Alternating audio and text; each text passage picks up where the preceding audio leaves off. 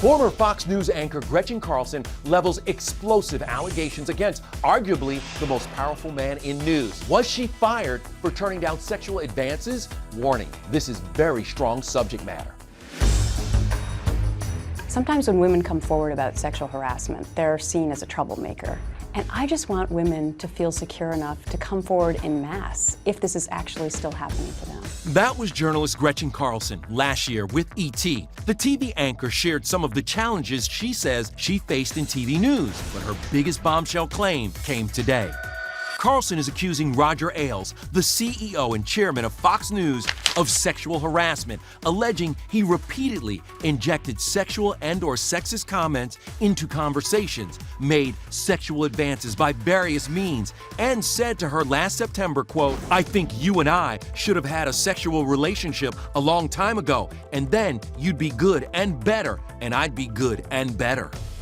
The suit alleges because of retaliation, her contract with the network was not renewed. Ailes and the network have not responded to our request for comment. Miss America is Gretchen Carlson, Miss Minnesota.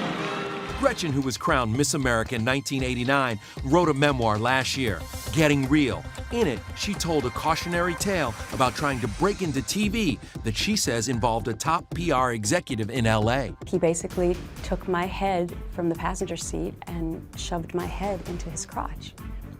And I couldn't breathe. And again, it was just like, wow, this is kind of a bad business that I'm thinking about getting into. And then it happened again in my real first job. The 50-year-old also says being a young on-air reporter turned dangerous for her back in the early 90s. I had a 4-year stalker who terrorized me in 2 different cities. He also stalked my parents. And I basically lived every day fearing that he would find me and fearing for my life. Gretchen says her stalker passed away.